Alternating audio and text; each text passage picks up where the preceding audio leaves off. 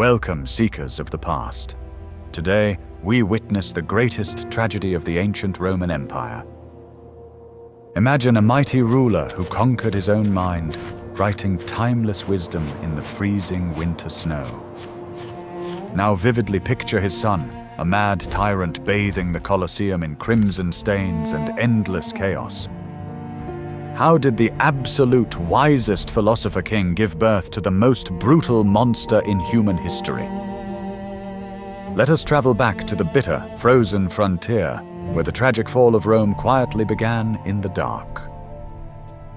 In the year 170, the mighty Rome fights brutal, endless wars on the freezing northern borders. Right here, in the muddy, freezing trenches of the Danube, Emperor Marcus bravely commands his weary legions. He is not a fragile king who rests in warm palaces. He fights alongside his exhausted soldiers every day. Late at night, inside his freezing military tent, he sits all alone, completely exhausted by the heavy burdens. Guided by the dim light of a flickering candle, the weary old emperor writes down his profound private thoughts. These scattered notes later become the Meditations, a timeless masterpiece of Stoic philosophy. He writes of mastering his own mind, ignoring pain, and accepting the cruel reality of nature. According to ancient historians, Marcus was the closest history came to a true philosopher king. He possessed absolute power over the entire known world, yet he never let it corrupt his truly pure soul. He firmly believed that a wise ruler must serve the people, bearing the heavy weight of the entire world on his back. However, the brutal wars against the Germanic tribes are endless, draining the empire's wealth and his fading health. His physical body is slowly dying, ravaged by extreme cold, old age, and a devastating plague. He clearly knows his time on Earth is coming to a rapid end, and the vast empire will need a strong new leader. For nearly a century, Rome thrived under the golden rule of the 5 good emperors, finding total peace. Their strategic secret to success was absolutely brilliant. They never passed the throne to their biological children. Instead, they officially adopted the most capable military generals to lead the empire with true wisdom. Exceptional merit, not royal blood, was the ultimate requirement to wear the heavy, magnificent golden crown of Rome. Marcus Aurelius, the wisest man alive, deeply understood this brilliant political tradition. Yet, when the crucial historic moment of decision finally arrives, the great philosopher makes a fatal mistake. Why did the smartest emperor ignore a century of success to choose a reckless boy? What do you think?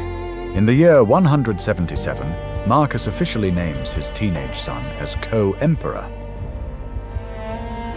It is a truly shocking decision that forever breaks the golden rule of adoption and tragically seals the fate of Rome.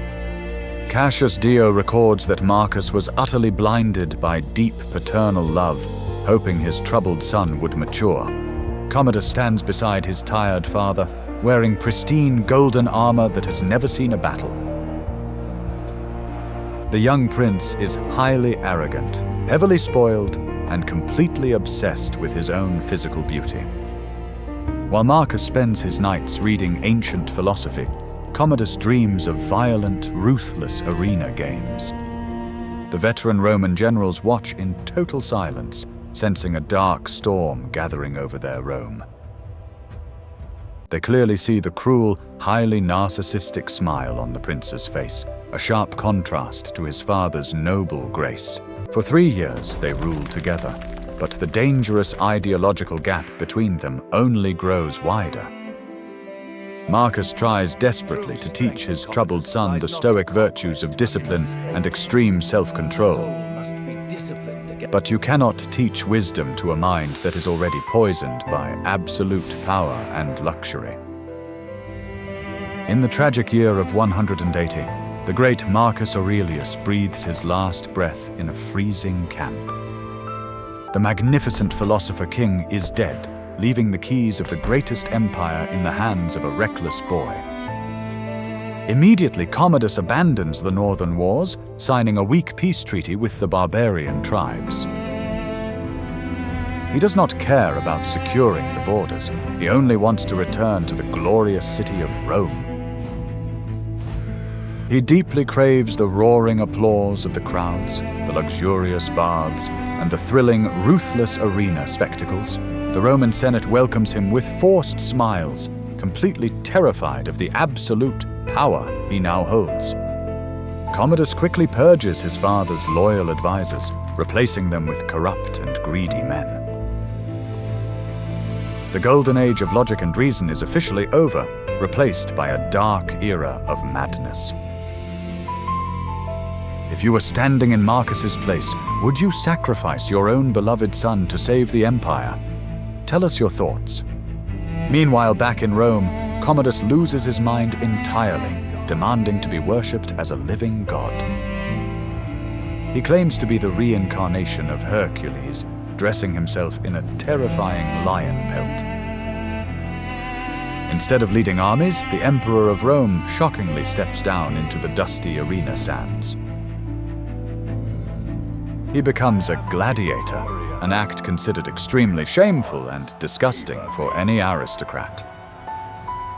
But Commodus does not fight fair battles. His spectacular games are nothing but cowardly exhibitions. He stands completely safely on a raised platform, using a bow to shoot down exotic animals from far away. Hundreds of majestic lions, rare leopards, and innocent ostriches are cruelly destroyed for his sick pleasure. The ancient historian Herodian writes that the terrified crowds cheered out of sheer terror, not actual respect.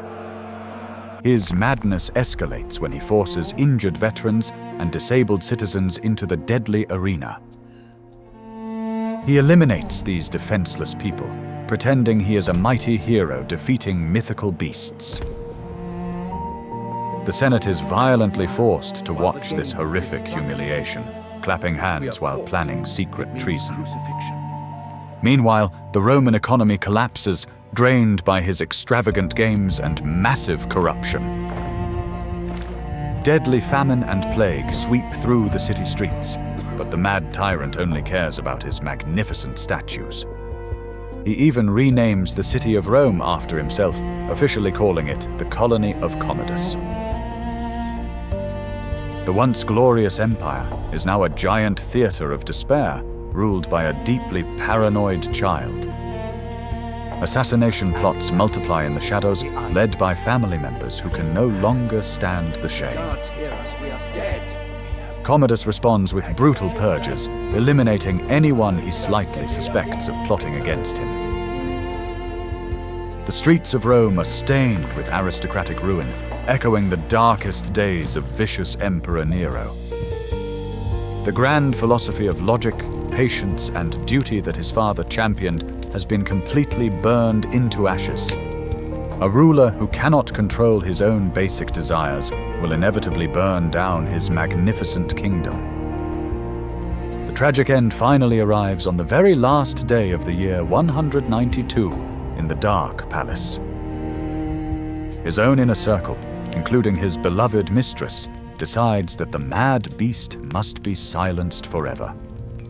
They first desperately attempt to poison his wine, but the physically strong emperor survives the toxic drink.